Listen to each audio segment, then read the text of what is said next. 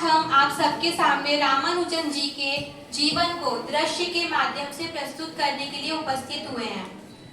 हमने ये एक्ट बहुत ही कम समय में तैयार किया है, तो हमसे जो भी भूल चूक होगी उसके लिए हम क्षमा प्रार्थी हैं। श्रीनिवास रामानुजन जी का जन्म तमिलनाडु के एक छोटे से गांव में 22 दिसंबर 1887 में होता है।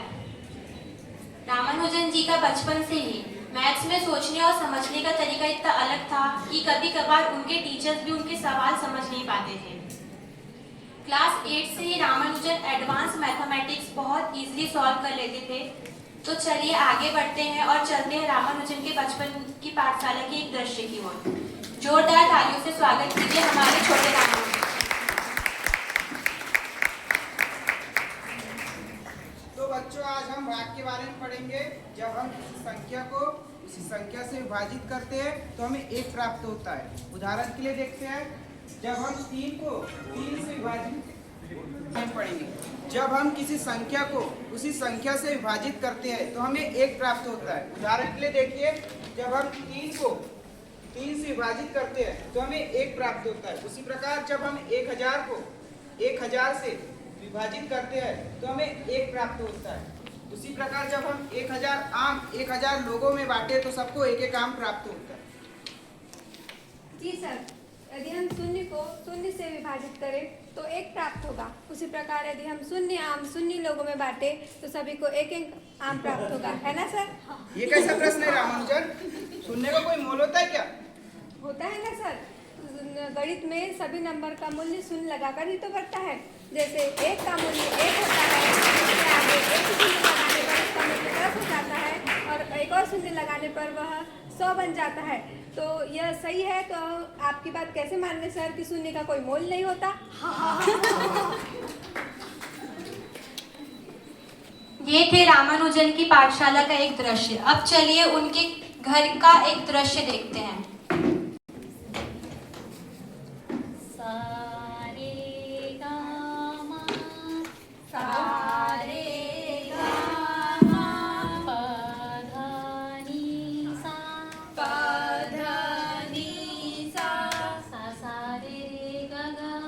जरा सुनिए कोमल। हाँ जी कहिए। आज मालिक ने 2 रुपए काट लिए, लो बाकी बचे 18 रुपए। मैं भी बहुत मेहनत कर रही हूँ। बच्चों को संगीत सिखा रही हूँ, मंदिरों में भजन गा रही हूँ और ऊपर का कमरा भी किराए से दे दिया है। पता नहीं ये गरीबी की मारामारी कब खत्म होगी। मैं समझता हूँ पर मैं इतना ही कर सकती। भैया, क्या मैं पुस्तक ले जा सकता हूँ? ये कोई बच्चे की स्कूल की बुक नहीं है, यह तो ट्रिग्नोमेट्री की बुक है। हम भी बीए के स्टूडेंट हैं, पर ये हमें भी समझ नहीं आती है बुक। ठीक है, मैं देखकर ही वापस कर दूँगा। रामा, इसमें देखने के लिए कोई चित्र नहीं है। वैसे तो मैंने अभी तक किसी बच्चे को गणित की किताब में इतनी रुचि देते नहीं देखा। वैसे ठीक है, देख ले जाओ। इसके स्टूडेंट दूसरे दिन अपनी बुक रामानुजन से वापस लेने आते हैं। तब देखते हैं उनके बीच क्या बातचीत होती है। रामा, तुमने क्या ये किताब देख ली? हाँ, मैंने ये किताब पूरी पढ़ ली। क्या तुमने इसे पूरी पढ़ ली? हाँ, मैंने इसे पूरी पढ़ ली। तुम कहते हो तुमने इसे पूरी पढ़ ली, तो ठीक है, मैं एक सवाल पूछता हूँ। हाँ ठीक है, पूछो। सर्कल के अंदर का कोऑर्डिनेटर एरिया बताओ।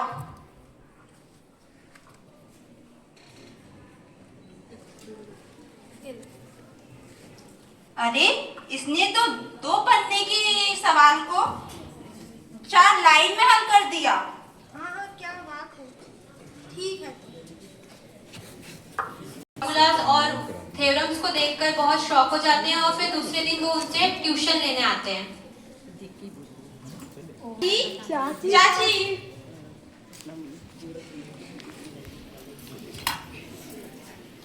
चाची, रामानुजन है क्या? नहीं, वो तो अभी स्कूल से नहीं आया है। जी, मैं आपको बताता हूँ, हम सारे कॉलेज में पढ़ते हैं और हमारी इच्छा है कि हम रामा से ट्यूशन लें। अरे वाह, ये तो बहुत अच्छी बात है। ठीक है, वो स्कूल से आता है तो मैं बता देती हूँ, तुम लोग ऊपर के कमरे में जाके बैठ जाओ। ठीक है।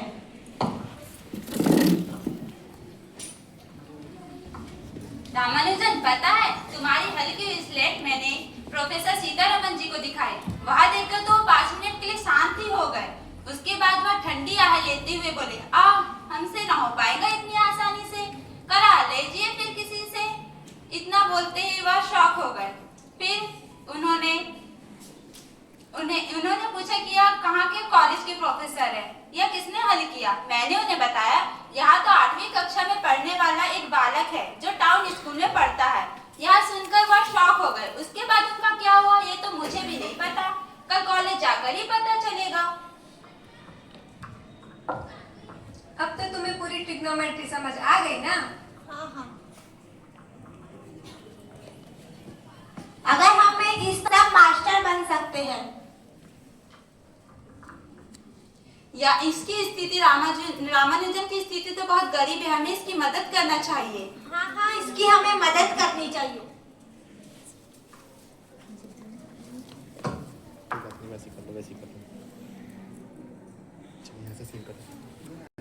माता पिता को इसकी खबर देने जाते हैं।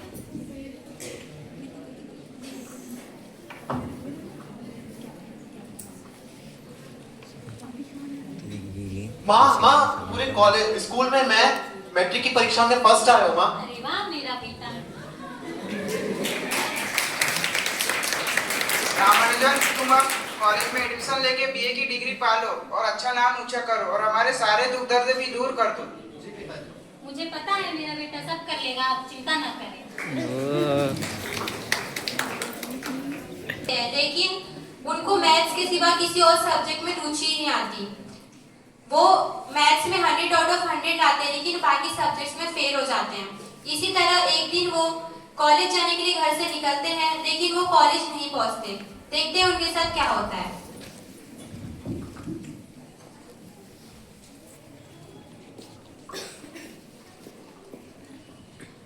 रामा, तुम यहाँ क्या कर रहे हो? तुम आज कॉलेज नहीं गए? तुम्हें पता है ना तुम्हारी माँ ने कितनी मेहनत से तुम्हारे कॉलेज की फीस भरी है। मैं कॉलेज जा तो रहा था लेकिन रास्ते में मेरे मन में सवाल आया, जिस सवाल का उत्तर जानने के लिए मैं कई रातों से लगा था। लेकिन मैं उसी सवाल के हल में यहाँ मंदिर आया और मंदिर में पता नहीं कैसे मेरी आंख लग गई, पर मैं सपने में भी उस हल को ही खोज रहा था। और तुम्हें पता है माता नामगिरी मेरे सपने में आई और उन्होंने मुझे इसका हल बताया। देखो मैंने उसे कॉपी में लिखा भी है, देखो। चलो ठीक है तो कॉलेज चलते हैं। देते हैं जिसके कारण वो बाकी सारे सब्जेक्ट में फेल हो जाते हैं और उन्हें स्कॉलरशिप भी नहीं मिलती। इसके कारण उनके पिताजी बहुत ज्यादा गुस्सा होते हैं। अब देखते हैं उसके आगे उनके साथ क्या होता है। अरे रामा क्यों रो रहा है बेटा? रामा एग्जाम में फेल हो गया माँ, अब मैं सबको क्या मुंह दिखाऊंगा। ये लड़का किसी काम का नहीं है, तुम्हारे ही लाड प्यार ने इसे बिगाड़ के रखा है। या बाकी सब विषयों में फेल होकर गणित में 100 में 100 किस काम के? कोई व्यक्ति आधे कुएं में डूबा हो या पूरे कुएं में डूबा हो, इससे क्या फर्क पड़ता है? वो कुएं में डूब गया, इससे फर्क नहीं पड़ रहा है।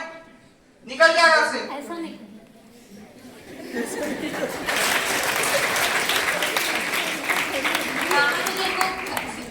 एग्जाम में फेल हो जाने के कारण घर से बहुत डांट पड़ती है, जिसके कारण वो घर छोड़कर भी चले जाते हैं। उनके गुमशुदा होने की न्यूज़ उनके घर वाले न्यूज़पेपर्स में देते हैं। वो न्यूज़ उन तक भी पहुंचती है जिससे वो फिर घर वापस आ जाते हैं। लेकिन उनके घर वालों को ये चिंता रहती है कि वो फिर से घर छोड़कर ना चले जाए, इसलिए उनकी शादी करवा दी जाती है ताकि उनमें जिम्मेदारी आए। जिम्मेदारी आने पर वे नौकरी की तलाश में जाते हैं। उन्हें नौकरी नहीं मिलती जिससे वो दुखी होते हैं और वे फिर शेषु अय्यर के पास मदद के लिए जाते हैं। देखते हैं उनके बीच क्या बातचीत होती है। अब तू किसी के लिए काम नहीं करेगा रामानुजन। तो अब मैं क्या करूं? घर कैसे संभालूंगा? तुम्हें लगता है तुम्हारी मदद करेंगे? ये तो तुम्हें समझ भी नहीं पाते। अब तू सब अपना समय मत गवाओ रामानुजन। हम जैसे कुछ गणितज्ञों ने मिलकर मद्रास में एक सोसाइटी बनी है, तुम जाकर उनसे मिलो। ऐसा हो सकता है तुम्हारी वहाँ कुछ मदद हो जाए। हमारा काम है कोशिश करना, बाकी सब भगवान पर छोड़ दो। जो खुद एक मैथमेटिशियन है, उनकी बात सुनकर रामानुजन अपने थ्योरम्स मद्रास कमेटी के हेड के पास लेके जाते हैं। वे उन्हें अपने थ्योरम्स दिखाने लेके जाते हैं। अब देखते हैं उनके बीच क्या बातचीत होती है।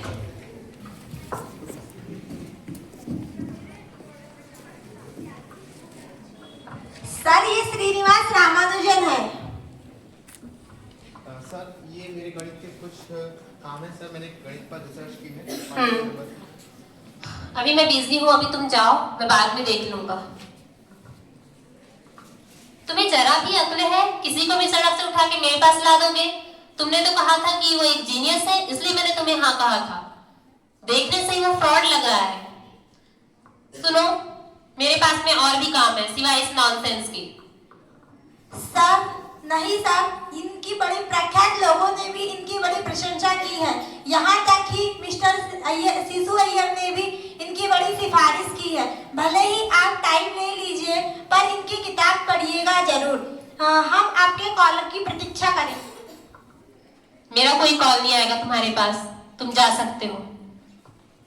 उन्हें लगता है कि ये कोई पागल व्यक्ति है, इसलिए वो उनके थ्योरम्स लिखने से मना कर देते हैं। लेकिन बाद में वो उनके थ्योरम्स एक बार लिखने की सोचते हैं। उन्हें उनके थ्योरम्स बहुत अच्छे लगते हैं, जिससे वह दूसरे दिन उन्हें फिर से मिलने के लिए बुलाते हैं। देखते हैं इसके आगे क्या होता है।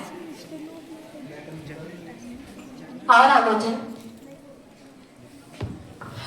मैंने तुम्हारे थ्योरम्स पढ़े, मुझे लगा मैं रात भर पढ़कर शायद उन्हें समझ जाऊंगा, लेकिन यकीनन मैं नहीं समझ पाया। तुम सचमुच वाकई मुझे लगता है कि तुम गणित के सम्राट हो। कल के लिए मुझे माफ कर देना रामानुजन। बताओ मैं तुम्हारी क्या मदद कर सकता हूँ? सर मुझे मुक्ति चाहिए, रोज रोज के इन झंझटों से, काम की तलाश से, खाने की तलाश से। अगर मुझे ये मिलता है तो मैं अपना पूरा ध्यान अपनी पढ़ाई पर, अपनी गणित की रिसर्च पर लगा दूंगा और अंकों की दुनिया में खोया रहूंगा। ठीक है रामानुजन, तुम्हारे पैसों की दिक्कतों के लिए हम तुम्हें हर महीने 25 रुपए भेजा करेंगे और तुम्हें एक अच्छी से अच्छी नौकरी मद्रास में दिलवा देंगे। बहुत बहुत आभार। लेकिन तुम कभी सपना देखना मत छोड़ना और अपनी रिसर्च भी। बिल्कुल। मद्रास कमेटी के हेड की हेल्प से रामानुजन को फोर्ट्रेस में क्लर्क की नौकरी मिल जाती है। वो उसके साथ अपनी रिसर्च भी जारी रखते हैं। फिर देखते हैं उनके साथ एक दिन ऐसी कौन सी घटना घटती है जिसके कारण उनके जीवन में बदलाव आते हैं।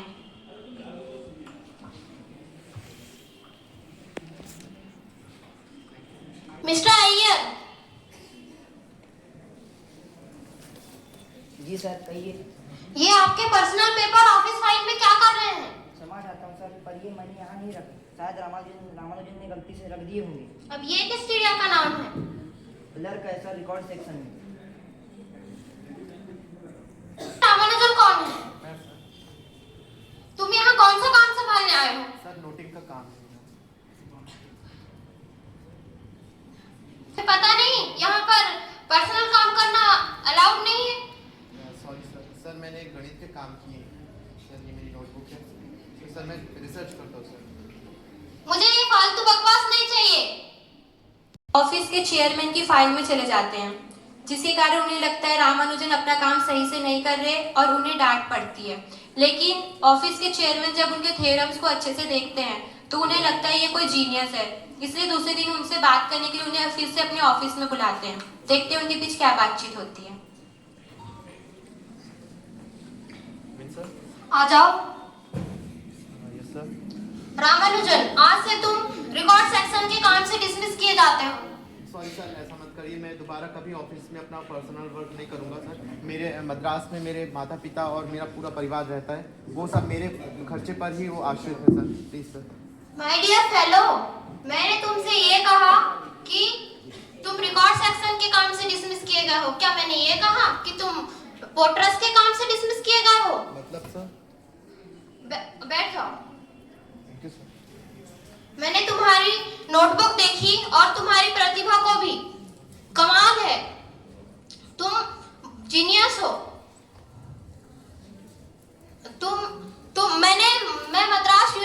मैं मद्रास यूनिवर्सिटी से बात करूंगा और तुम्हारी रिसर्च पे मदद करने के लिए मैं उनसे कहूंगा।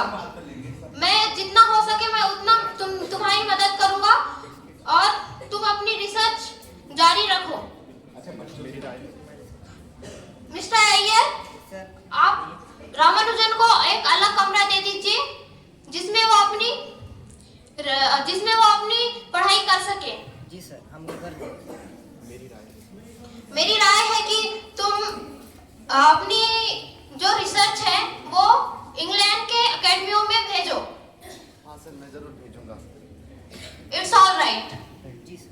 चेयरमैन सर की बात मानकर रामानुजन अपने कुछ थ्योरम्स इंग्लिश मैथमेटिशियन और फॉरेन मैथमेटिशियन को भेजते हैं। उनके कुछ लेटर्स और कुछ थ्योरम्स प्रोफेसर हार्डी तक भी पहुंचते हैं। प्रोफेसर हार्डी उनके थ्योरम्स देखकर बहुत इम्प्रेस होते हैं और देखते हैं उनके एक्सप्रेशन क्या रहते हैं। कहिए हार्डी। लिटिल वुड, आज मुझे एक लेटर मिला किसी इंडियन क्लर्क का लिखा हुआ, जिसने सिर्फ 12वीं तक की पढ़ाई की है और जिसका दावा है कि उसने 50 नए थ्योरम बनाए हैं। आप ऐसे कैसे किसी इंडियन क्लर्क के लेटर पर भरोसा कर सकते हैं मिस्टर हार्डी? लिटिल वुड, पहले भी मेरा यही रिएक्शन था, पर जो उसने थ्योरम बनाए हैं वो किसी साधारण इंसान के बस की बात नहीं है। अगर हम साथ बैठकर जांच करें तो मुझे खुशी होगी। तो फिर चलिए हार्डी। अद्भुत है, हर पन्ना खोदा गया है, पर और ये कंटिन्यू फ्रैक्शन और एलिप्टिकल फ्रैक्शन बहुत अद्भुत है। आप सही है हार्डी, यह किसी पागल इंसान का काम नहीं है। लगता है हम किसी ऐसे दिमाग से टकरा गए हैं जैसे न्यूटन का था। मिलने पर प्रोफेसर हार्डी उनको उत्तर के रूप में दूसरा लेटर लिखते हैं और उन्हें कैम्ब्रिज जाने का सुझाव देते हैं। रामानुजन की माता का मानना था कि अगर कोई समुद्र पार करता है तो उसको पाप लगता है, इसलिए उनकी माता उनको कैम्ब्रिज जाने से मना कर देती है। रामानुजन भी कैम्ब्रिज जाने से मना कर देते हैं, लेकिन बाद में प्रोफेसर हार्डी के बहुत मनाने के बाद रामानुजन माता नामदेवी की अनुमति लेने जाते हैं और उन्हें अनुमति मिलने के बाद फिर वो कैम्ब्रिज जाने के लिए तैयार होते हैं। देखते हैं उसके बाद आगे क्या होता है। सर, ये है श्रीनिवास रामानुजन। Welcome mister Srinivasa Ramanujan. फॉर्डलेस चेयरमैन मिस्टर फ्रांसिस स्प्रिंग ने आपको स्पेशल ट्रीटमेंट देने को कहा है। हमने आपके लिए सिर्फ और सिर्फ आपके लिए वेजिटेरियन फूड का इंतजाम कर दिया है। If you have any problem you can come to my cabin, but एक ही कंडीशन है कि आप मुझसे वहाँ के मैथ्स का कोई क्वेश्चन नहीं पूछेंगे, क्योंकि मैं मैथ्स में बहुत वीक था। You can come along. Ramanujan Cambridge पहुंच जाते हैं और फिर प्रोफेसर हार्डी बाकी प्रोफेसर से उनकी जान पहचान कराते हैं।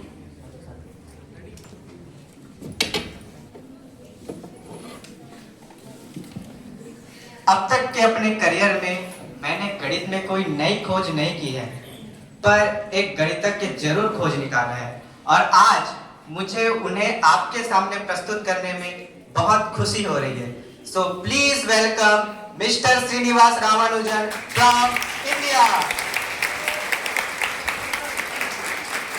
इस क्षेत्र में इनके पास कोई फॉर्मल एजुकेशन नहीं है, पर उन्हें खुद के बल पर कई नए थ्योरम्स और फार्मूले बनाए हैं और उसे इस नोटबुक में नोट कर लिया है। इसका नतीजा मेरे हिसाब से अंकों की दुनिया में तहलका मचा देगा। मैं आप सभी विद्वानों को आमंत्रित करना चाहता हूं कि इस नोटबुक की जांच करें।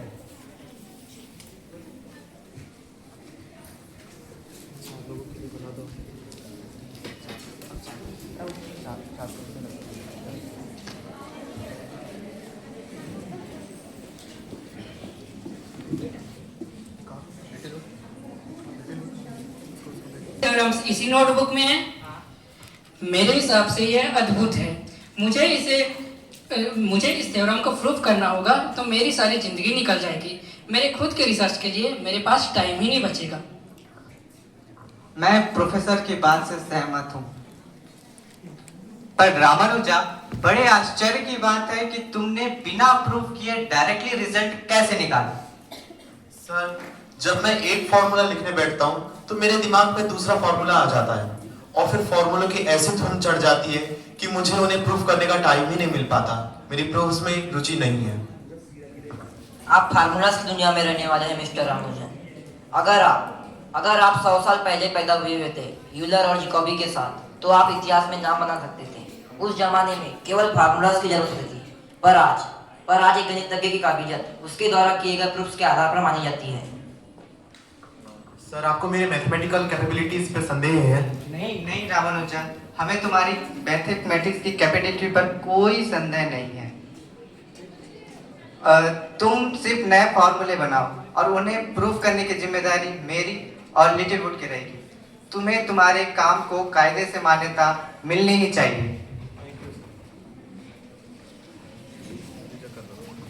रामानुजन का कैम्ब्रिज हॉस्टल में पहला दिन कैसा जाता है, आइए देखते हैं। राजा राम पतित पावन सीताराम। रामानुज, ये तुम क्या कर रहे हो? मैं ईश्वर की आराधना कर रहा हूँ। हमने तो सुना था कि सारे मैथमेटिशियन नास्तिक होते हैं, पर तो आप तो आस्तिक हो। मेरे लिए इक्वेशन का मतलब तभी है जब उसमें आपको ईश्वर की सोच दिखाई देती हो। आप सच में यूनिक हो। क्या तुम्हें हाईली कंपोजिट नंबर्स पे रिसर्च के आधार पर बीए की डिग्री दी गई है।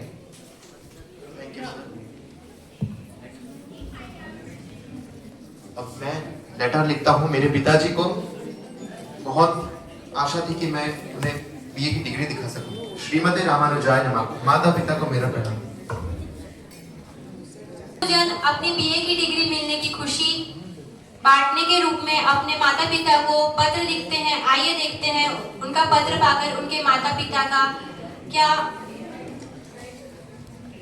रिएक्शन होता है। तुम लोग यहाँ हो? लो, रामानुजन की लंदन से चिट्ठी आई है। अरे वाह, लाइए दिखाइए।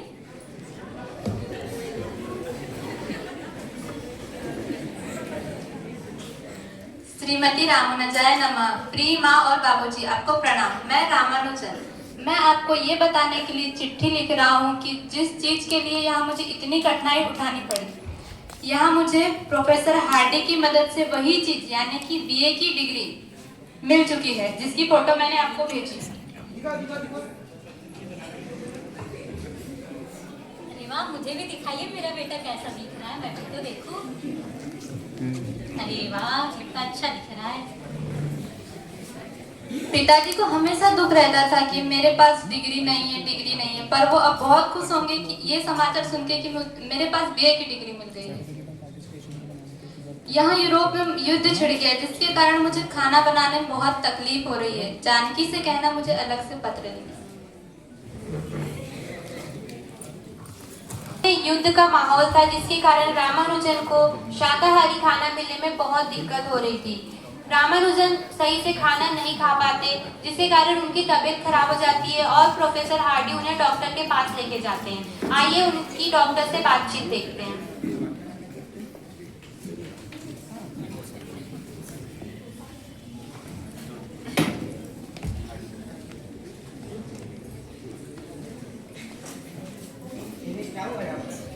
मुझे इनकी टेस्ट की रिपोर्ट्स देखनी पड़ेगी। इससे पहले मैं आप लोगों को बता देता हूँ कि ये बहुत कमज़ोर है, ठीक से खाना भी नहीं खाता है ये।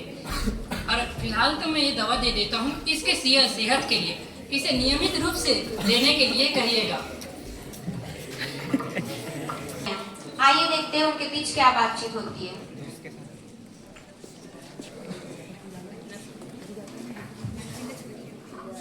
हेलो डॉक्टर वार्ड, क्या रामानुजन के टेस्ट रिपोर्ट्स आ गए? नर्स, रामानुजन के टेस्ट रिपोर्ट्स लेकर आओ। आप रिपोर्ट्स को छोड़िए, आप मुझे पहले ये बताइए, क्या मैं पागल हूँ?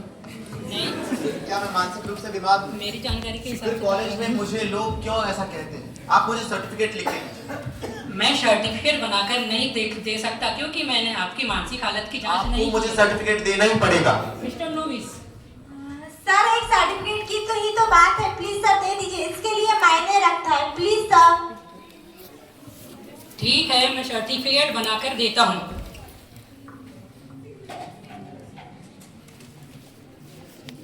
Thank you doctor. अब किसी ने भी मुझे गलत कहा तो उसके मुंह पे फेंक के मारूंगा। आप मुझे बताइए उनके टेस्ट रिजल्ट क्या कहते हैं? मुझे बताते हुए दुख हो रहा है कि आपके दोस्त को ट्यूबरक्लोसिस हो गया है। मेरी सलाह तो यही है कि उसे जल्द से जल्द सैनिटेरियम में एडमिट किया जाए। ठीक है डॉक्टर। दिन ब दिन खराब होती जाती है, उन्हें सही से खाना नहीं मिल पाता और वो अपनी माँ को पत्र लिखते हैं कि वो जानकी को उनके साथ वहाँ रहने भेजे, क्योंकि उन्हें वहाँ पे बहुत ज़्यादा अकेला महसूस होता है। उनके दोस्तों का भी उनके प्रति अच्छा व्यवहार नहीं रहता, जिसके कारण वो बहुत ज़्यादा डिप्रेस हो जाते हैं और वो आत्महत्या की भी कोशिश करते हैं। इसके बाद उनकी तबीयत ज़्यादा खराब होने के कारण उन्हें हॉस्पिटल में एडमिट करना पड़ता है। देखते हैं उसके आगे क्या होता है। ठंड लग रही है, आप प्लीज थोड़े हाथ जला देंगे, मैं अपना काम नहीं कर पा रहा हूँ। आपकी सेहत के लिए ठंड ही सही है, आपके लिए गर्मी नहीं, आपकी तबीयत के लिए गर्म एरिया सही नहीं है।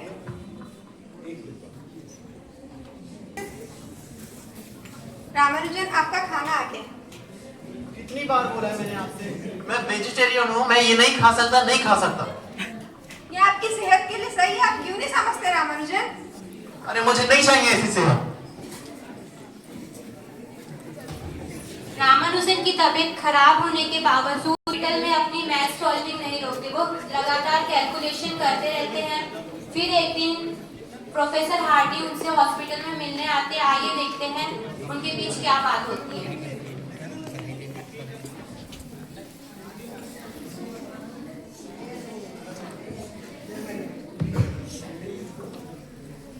रामानुजा, मेरे पास तुम्हारे लिए एक अच्छी खबर है।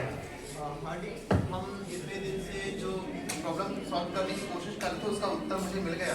देखिए, बहुत खूब, एक शानदार दिमाग का शानदार जवाब। हार्डी, आप मुझे कुछ बताने वाले थे?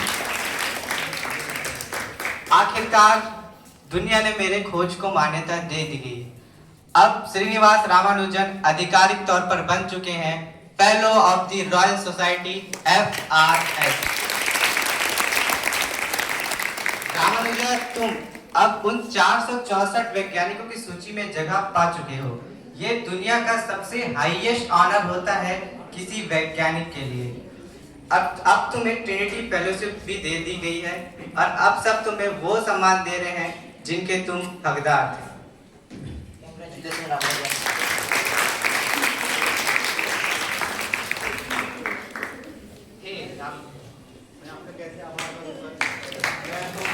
भारत की सड़कों पर चलता फिरता रहता था, मुझे कोई पूछता तक नहीं था, देखता तक नहीं था। वो तो आप थे जिन्होंने जाना कि मेरे अंदर क्या है और मुझे बताया जो दुनिया के काम आ रहा है।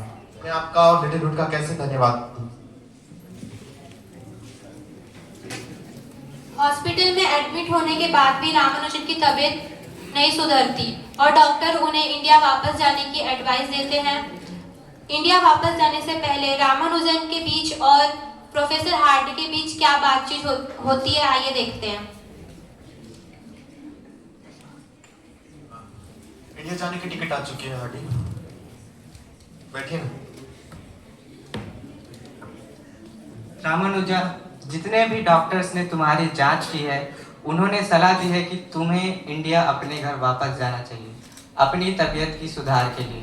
तो रामानुजा, अब हमारे अलग होने का समय आ गया है कुछ समय के लिए।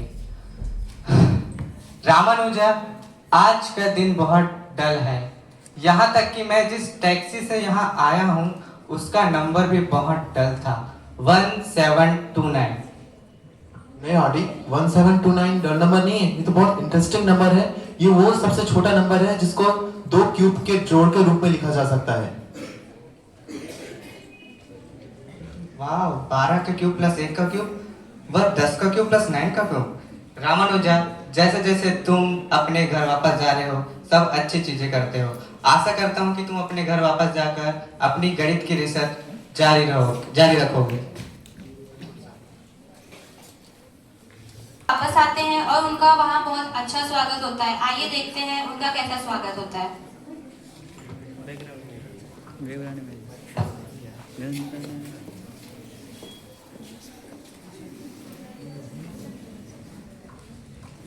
वेलकम भारत रामानुजन। तुमने जो अचीव किया है रामानुजन, हमारे देश को तुम्हारे ऊपर बहुत गर्व है।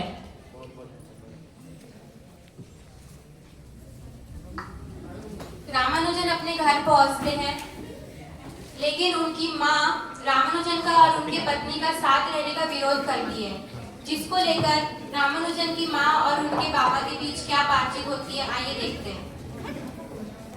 कोमल, तुम कुछ अच्छा नहीं कर रही हो। ऐसा क्या कर दिया मैंने? जब से रामानुजन विदेश गए तब से तुम जानकी को तकलीफ दे रही है, और जब से रामानुजन घर वापस आए तब से उनको साथ मिलने की बजाय अलग करने में लगी हुई हो। चुप हो जाओ तुम। आप मुझे चुप करा रहे हैं, आपको पता है अपना बेटा कितना दुख में है। मैंने उसकी कुंडली ज्योतिष को दिखाई। पता है उन्होंने क्या कहा? उन्होंने कहा कि जब हमारा बेटा अच्छे शिखर पे होगा तब उसकी मृत्यु हो जाएगी। और फिर मैंने उसकी मृत्यु को रोकने के लिए पंडित को जानकी की कुंडली दिखाई, तो जानकी की कुंडली में भी दोष है, इसीलिए मैं वो दोनों को अलग कर रही हूँ। मैं नहीं चाहती कि मेरा बेटा को कुछ हो जाए।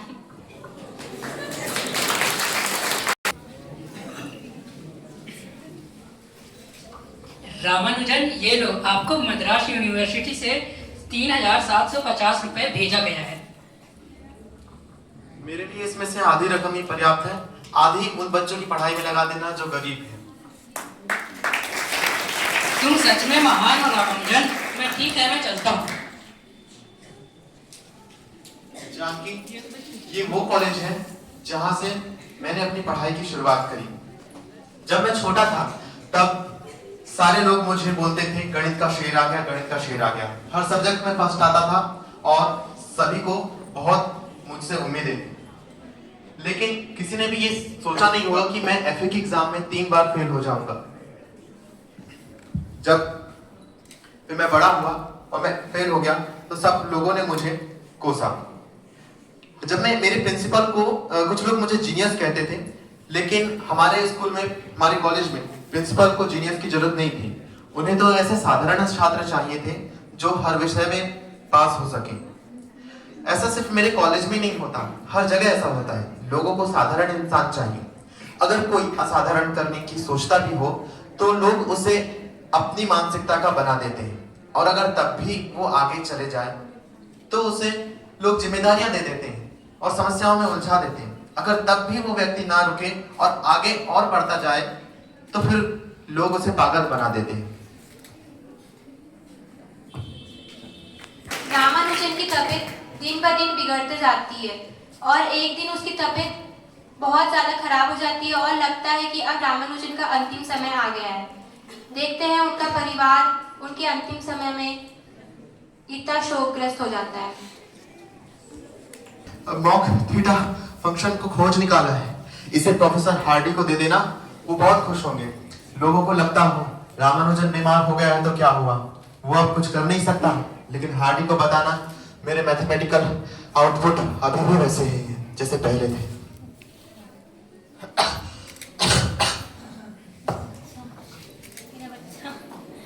क्यों रो रही हो माँ? आपको तो ज्योतिष विद्या पर यकीन है ना कि मैं 32 साल 5 महीने 2 दिन से ज्यादा एक भी दिन नहीं जी पाऊंगा।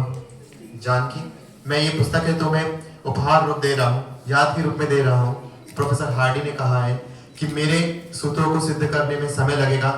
तुम्हें उस सराहना को देखने के लिए जीना होगा, लंबा जीना होगा, और मुझे तभी शांति मिलेगी। जानकी, मृत्यु 32 साल में हो जाती है।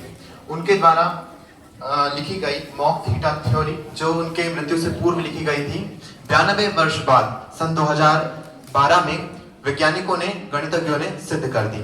उनके द्वारा लिखे गए थ्योरीज आज भी दुनिया के गणितज्ञों को आश्चर्य में डाल देती है। इसमें क्रिप्टोलॉजी, एस्ट्रोफिजिक्स एंड क्रिस्टलोग्राफी आदि में उनके सिद्धांत काम आते हैं। उन्होंने मॉक थीटा फंक्शन की थ्योरी दी है, उससे वैज्ञानिकों को ब्लैक होल समझने में भी सहायता मिलती है। ऐसे थे हमारे महान गणितज्ञ श्रीनिवास रामानुजन।